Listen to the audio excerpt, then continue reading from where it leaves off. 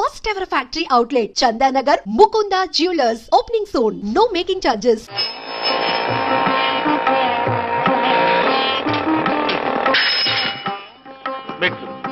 మెట్లు చూసుకో. నేనెంత అదృష్టవంతురాలి మాధవ. ఇది 100వసారి పరమశివుడు నా గుమ్మంలోకి రావటం. చంద్రశేఖర చంద్రశేఖర. బామ్మ, నువ్వు ఇక్కడ శ్లోకాలు మొదలు పెడితే అక్కడ ఇంకో శివుడు రంగప్రవేశం చేస్తాడు. నా మాధవుడు ఉండగా ఇంకొకటి శివుడి వేషం వేయడమే పళ్ళు రాలగొడతాను. నా మాధవుడి ముందు ఏ శివుడైనా దిగదుడిపి వాడెవడైనా సరే గడ్డిపోచ, గుడ్డిగవ్వ, చిల్ల పెంకు, చీపురు పుల్ల, చిల్లి కాసు. నా మాధవుడే శివుడు, శివుడే మాధవుడు. అదంతే. బామ్మ బామ్మ బామ్మ, నువ్వు ఇక్కడ ఇలా ఉబ్బేస్తూ ఉంటే అక్కడ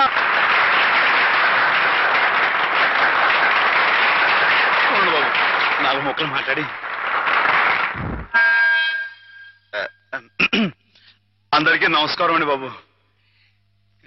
ఈ జిల్లాలో నేను తప్ప ఇంకెవరైనా సరే శివుడు వేషం కట్టాడనుకోండి, మీరు రుద్రతానం చేసేసి వాడి పంబ రేగొట్టేస్తారని నాకు బాగా తెలుసండి. అంతటి గొప్పదండి మీ అందరికీ నా మీద ఉన్న అభిమానం. అందుకేనండి సూర్య గారిని ఆ అవస్థని తప్పించడం కోసమే నేను వేషం కట్టి మీ ముందుకు వచ్చానండి. ఏమండో సూర్య గారు, ఏమండో మిమ్మల్ని రండి రండి. వీరు గొప్ప నటులను కూడా విన్నానండి. ఒక విషయం మాత్రం గుర్తుంచుకోండి సూర్య గారు, మా ఈ తూగో జిల్లాలో తప్పించి మిగతా జిల్లాలో మీరు వేషం కట్టి మంచి పేరు సంపాదించుకోవాలని మనస్ఫూర్తిగా కోరుకుంటున్నానండి. ఒక నిమిషం బాబు, తోటి కళాకారుణ్ణి కొంచెం సత్కరించుకోనివ్వండి. ఇక మీరు దయచేయండి. ఇక విషయానికి వస్తానండి. శివుడిగా ఇది నా 100వ ప్రదర్శన అండి, కాబట్టే మనసులో మాట బయట పెట్టేసుకుంటున్నాను. అసలండి పాలమ్ముకుని బతికే యాదవుడు నన్నేనండి. వీడేంటి శివుడు వేషం కట్టడం ఏంటని అందరూ ఎగతాళిగా ఎక్కిరింపుగా మాట్లాడుకున్నావారండి. అట్లాంటప్పుడు రేయింబావులు కష్టపడి నాకు ఆట పాట మాట ఒకటేంటండి అన్ని స్వచ్ఛంగా నేర్పిన మా గురువు గారు, ఇదిగో హేమ గారు. ఈ రోజున హేమ గారు ఇక్కడ ఉంటాం అన్నది నిజంగా నా అదృష్టం అండి. ఈ దండ నాకు కాదండి, హేమ గారికి చెందాలి. అమ్మాయి గారు, మీరు ఒకసారి పైకి రండి. రండి, మరేం పర్వాలేదు. రమ్మని మీరు చెప్పండి బాబు. రండి. మొహమాటం అండి. వీరేనండి మా గురువు గారు. చంద్రుడికో నూలు పోగులాగా మీకు ఇది సమర్పించుకుంటున్నాను.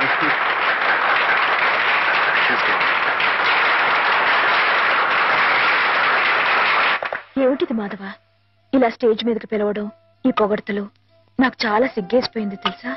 అభిమానం ఎంతుందో చెప్పుకోవడంలో తప్పే ఉందండి. అభిమానం ఉంటే మనసులోనే దాచుకోవాలి గాని ఇలా 10 మందికి టమ్కేసి చాటుకోవాలా? అట్టా దాచేసుకుంటే ఈ అష్టోత్తరాలు, సహస్రనామాలు, త్యాగరాజు పాటలు ఇవన్నీ బయటకు వచ్చేయండి. అవన్నీ దేవుడు పోగొట్టారు కానీ బాబు. ఒకసారి మనసు దండం పెట్టేసుకుని సరిపోద్ది అనుకుంటే మరి రాసినంతా పిచ్చోళ్ళ ఎర్రోళ్ళ ఏమండి. మీకు అన్ని తెలుసు అనుకోమాకండి, కొన్ని కొన్ని మీకు తెలివి తెలుసా బాబు. ఏమండి నీతో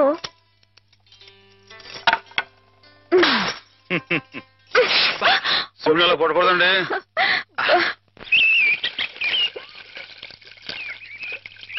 ముత్యాల ముగ్గుల్లో ముగ్గుల్లో గుబ్బిళ్ళు, రతనాల ముగ్గుల్లో ముగ్గుల్లో గుబ్బిళ్ళు.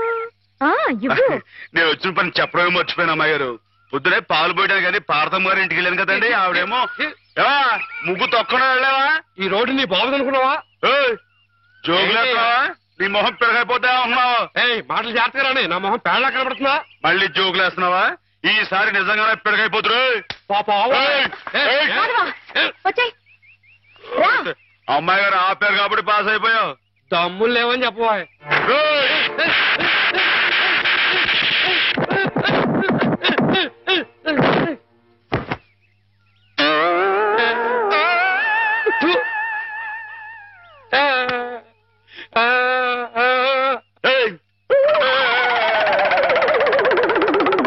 వాడంతాడు మన ముందు కుచ్చు కుచ్చు కుయ్యాగాడు. ఇందాక పార్వతమ్మ గారిని చెప్తున్నాను కదండి, పెళ్లికి ఆవిడ చెల్లు కొడుకున్నాడంటండి. మన లలితం గారికి జోడీగా పాస్ అయిపోతాడేమో అనుకున్నానండి. కానీ బాగాలేడా? బాగాలేకపోవడం ఏంటండి, డబ్బా పనిలో ఉన్నాడండి. హాయ్ మరి కాకపోతే చదివింది ఉత్త బియ్యన్ అంటండి. పెళ్లి కొడుకుగా పాస్ కావు పో అన్నానండి. హాయ్ ఆయన ఇచ్చి బిఏ అంటున్నావే, పిల్ల ఏం చదివింది, ఏం డిగ్రీ ఉంది అని ఆయన అడిగితే ఏం చెప్తావు? అయ్య బాబోయ్, మీకు డిగ్రీలు దేనికండి? ఇప్పుడు సరస్వతి బిఏ, లక్ష్మి బిఎస్సి, పార్వతి బీహం అని దేవుళ్ళు డిగ్రీలు ఉంటాయంటండి.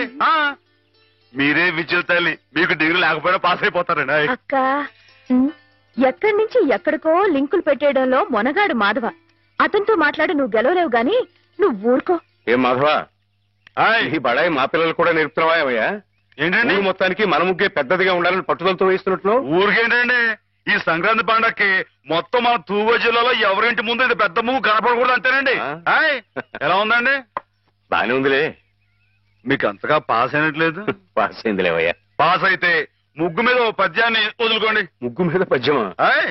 ముగ్గు, నిగ్గు, ఎగ్గు, సిగ్గు ఈ మాటలు ఉపయోగించి రామాయణం మీద ఓ పద్యాన్ని పాస్ చేయించుకోండి. ఇప్పుడేమిటయ్యా? చెప్పండి నాన్న చెప్పండి. ఏమన్నావు? ముగ్గు, నిగ్గు, దగ్గు, ఉండండి. సిగ్గు, ఎగ్గు. ఎగ్గు సిగ్గు. ఎగ్గు సిగ్గు.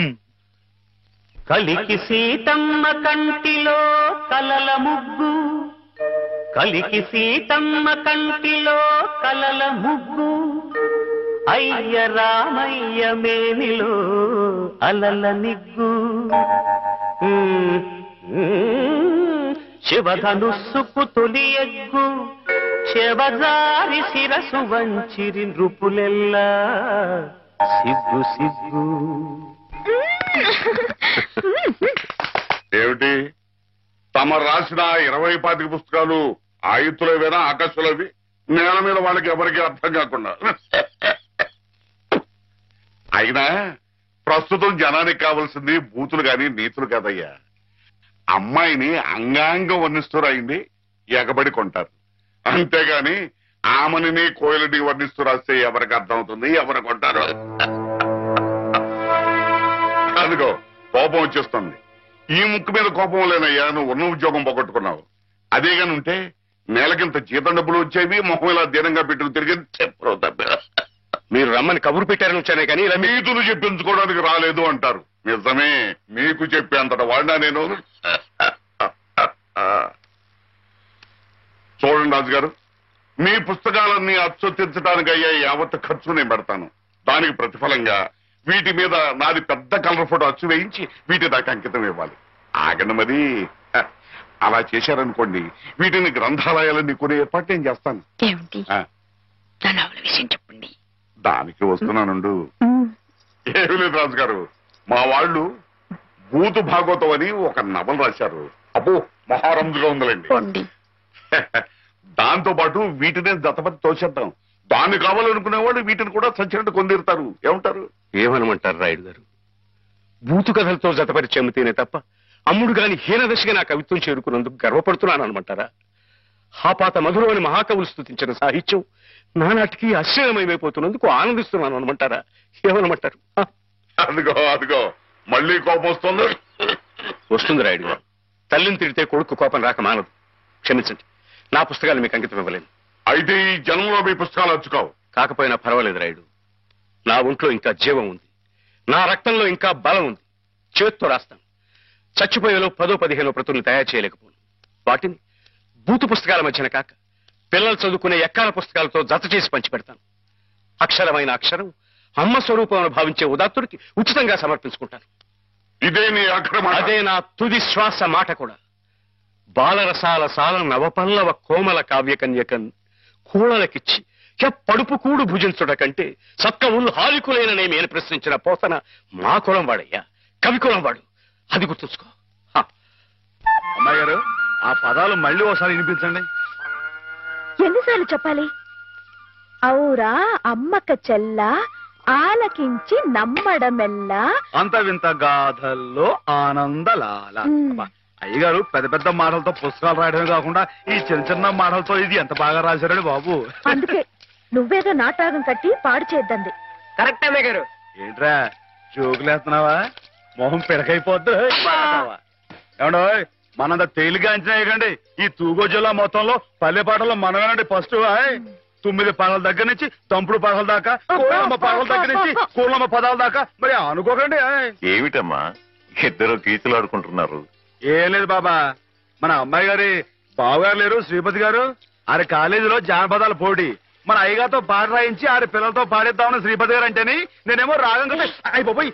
బాబా నువ్వు చెప్పాబా ఇట నాటికి మన కదా లాయకి. నిజమేనమ్మా, వాడికి రాని విద్యంటూ లేదు. పోనీ ఒకసారి అని చూడండి. సరే పెద్ద రికమెండేషన్ తెచ్చుకున్నావుగా.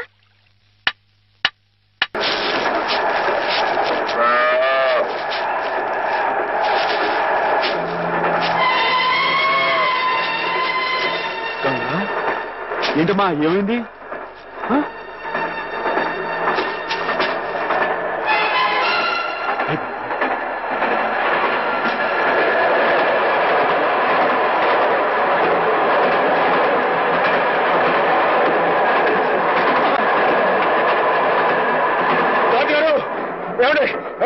ఏమైంది? బండి ఆపండి, మా గంగ ఈయన ఉందండి. ఉందయ్యా నీ వరస.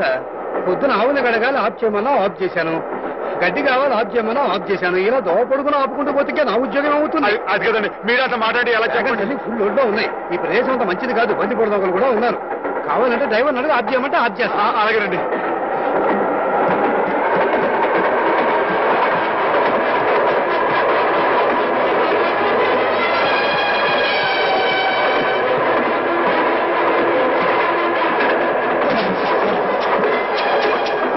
మరేం భయం లేదే, వచ్చేస్తాను.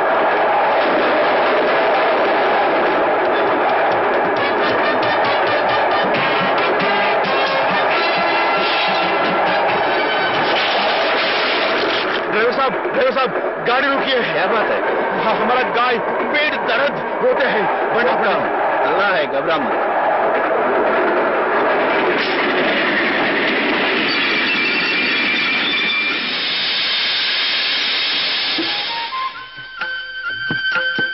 నెమ్మది నెమ్మది గంగా, జాగ్రత్త.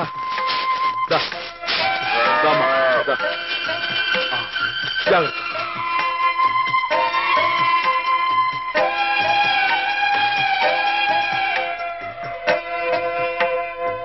क्या भाई, ఆడబిడ్డ మగబిడ్డ? ఇంకా ఏమి నైనాయి చెప్తా. అచ్చా అచ్చా.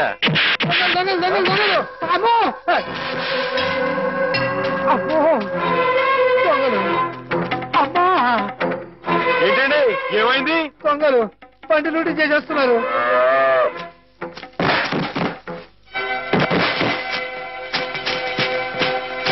ఏమండి కొంచెం మా గంగని దగ్గర చూసుకోండి. ఠీకే ఠీకే. ఆగండి. ఏమండో ఏంటండి ఇది తప్పు కదండి. మన కాని వస్తువు మనం పట్టుకెళ్ళచ్చా? అని పెట్టండి, బాగుండదు.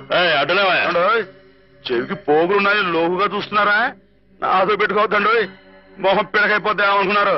నేను మంచోడిని చెడ్డోని. బాబు మీరు కూడా కొడతా నిజంగా కొట్టేస్తానండి. నాతో పెట్టుకోకుండా మరి కొడతావా? నిజంగా కొట్టేస్తానండి. కొడుతుందా? అయ్యి బాబు ఇదేంటి ఒక దెబ్బకి పడిపోయాడు? ఏమండో తిరిగే వచ్చింది కొట్టలో దూరిపోతున్నాడు. ఏమండో అడగండి, మీరు కిందకి వెళ్ళిపోతారా? ఒక్క దెబ్బండి. ఏంటండి నేను చెప్పు కొడుతున్నా, మీరు చెప్పకుండా కొడతారేంటి? మీకు ఏమైనా న్యాయంగా ఉందండి?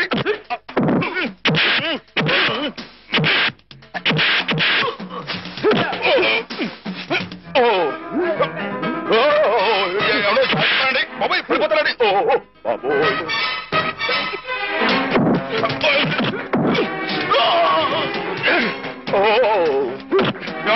ఇది న్యాయంగా ఉందండి మీకు?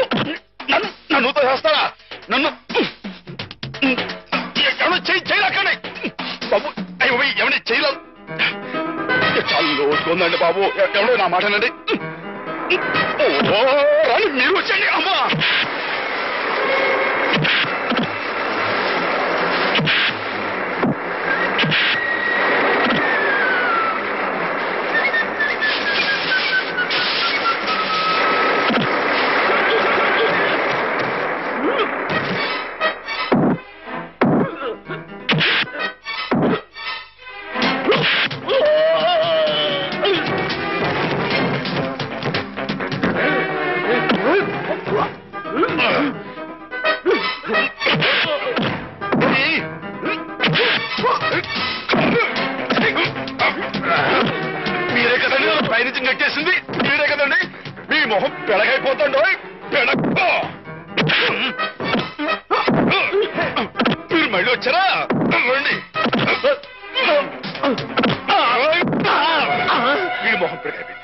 అది తల ఇనప గుండ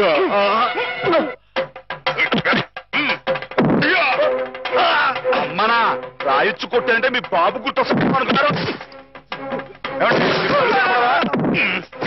ఏమండి మీరు వెనక ముందు చూసుకోరండి.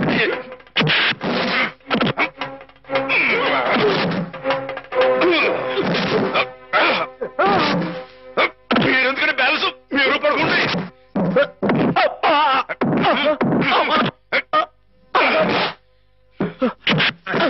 మీరు ఎక్కడికి వెళ్తున్నారండి? నేను వీళ్ళతో పాటు వెళ్ళిపోతానంటే. తప్పు కదండి, ఈ దొంగిలించి పెట్టలేని రైలు ఎవరు పడేస్తారండి? అయితే మేమే పడేయాలండి. తప్పదండి మరి. అల్లా అచ్చా కియా. మరేనండి.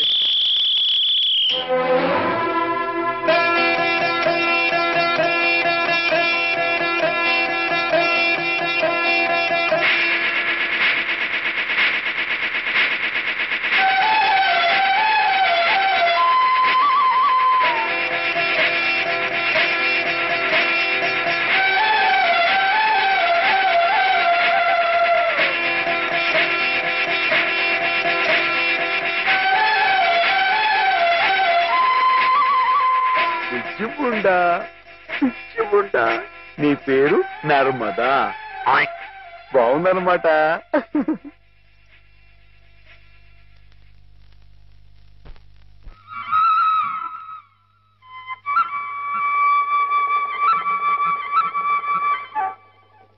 బావగారు, నేనొక్క మాట చెప్పనా? చెప్పండి. మీరు ఉభయ భాషా ప్రవీణులు, కవిరాజ అంశ బిరుదాంకితులు. మీరెక్కడ కాకాలు బట్టి కాపీలు కొట్టి డియోగా దిగుమతిన ఆ కుర్రకొంకెక్కడ? పెన్సిల్కి పిప్పర్ బిళ్ళకి ఉన్నంత తేడా ఉందండి మరి మీ ఇద్దరికేనే. ఇప్పుడు వాడేదో వాగాడని మీరు ఇటువంటి కఠోర నిర్ణయం తీసుకుంటారా? అబ్బే, ఇప్పుడు నేనున్నాను. నేను మందులు ఇచ్చిన రోగులందరూ టపా కట్టేస్తున్నారని కొంతమంది వాగుతున్నారండి కుర్రకొంకలు. మరి నేనేమన్నా జంకేనా, జారిపోయానా? బావగారు, నేనేదో ఇలా వసపెట్టలే వాగుతూ పోతున్నాను, మీరు బ్రహ్మదేవుళ్ళ వ్రాసుకుంటూ పోతున్నారు. అసలు నేను చెప్పిన ముక్కలు ఏమైనా మీ చెవిని పడ్డాయా లేదా అని. ఇటువంటి నిస్సారమైన వ్యర్థ పదాలు నా చెవిన పడవు బావుగారు. సరే, వ్యర్థ పదాలే. ఇప్పుడు అర్థం ఉన్న పదాలు చెబుతాను, కాస్త వినండి. వినండి. ఆ డిఈఓ మీ చేత క్షమాపణ పత్రం రాయించి తీసుకొస్తే మన ఉద్యోగం మనకి ఇచ్చేస్తానన్నాడు. అందుకని మన వాడు, నాయనా శ్రీపతి అది ఎలా పట్టరా, చక్కటి ఇంగ్లీష్లో రాసి తీసుకొచ్చాడు.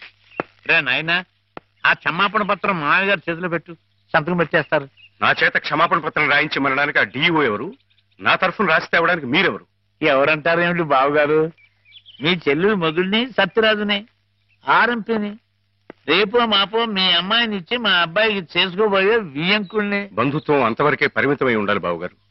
మరొకరి ఆత్మగౌరవానికి సంబంధించిన విషయాల్లో తలదోచకూడదు. స్వామి ప్రసన్నాంజనేయ రామభక్త హనుమాన్. ఆహా, నా పిలుపు వినిపించిందా స్వామి? రోజులాగే ఈ రోజు కూడా శుభం జరగాలని ఆశీర్వదించు స్వామి. అలాగే.